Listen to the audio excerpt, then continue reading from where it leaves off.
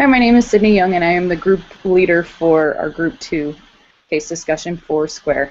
And why don't we go ahead and get started with our first key takeaway with Jack with our value and use. Go ahead, Jack.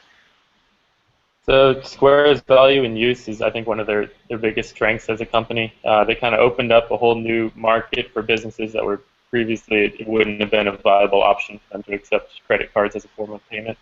They made it possible with really simple hardware and software that work together really well. They're easy to transport, and it's very inexpensive.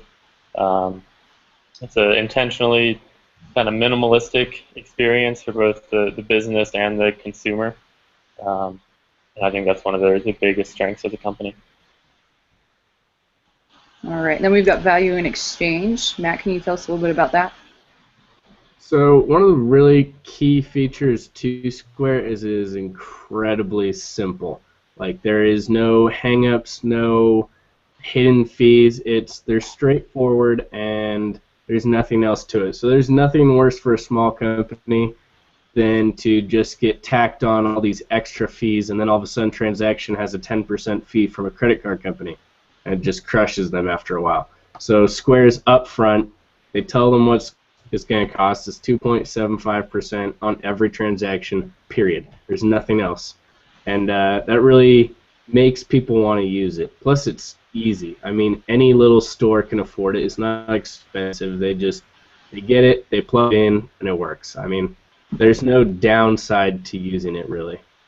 And then the value in finance, honestly, like, they just grew super fast in 4 years. They secured about $340 million from venture capitalist groups, and then after that, they just turned it into $5.5 billion.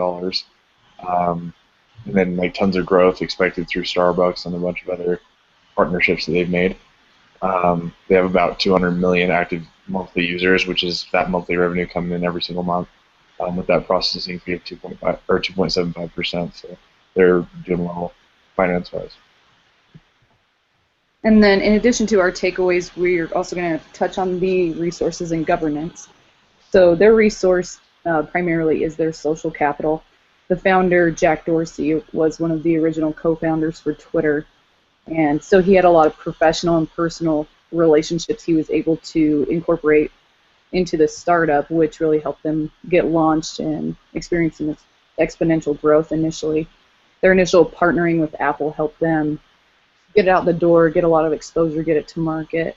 And then once they introduced Square Wallet, they were able to team up with Starbucks, who was able to help them also expand into a new market and new people. So that was huge for their resources, that social capital. Then their governance, we had to look a little bit outside of the box with this one. But according to fastbusiness.com, their governance structure is based on small teams that are capped out on 12 members, which allows them to all specialize in their own ways in these small groups. And then they meet with the other groups, and they're able to streamline their processes and generate a lot of results a lot quicker, which they've been able to be a big reason that they've been able to crank out new projects like the Square Mobile, Square Wallet, and all the other new applications they've come out with. So those are our key takeaways for the day for Square. Guys, thanks for joining me, and we'll see you soon.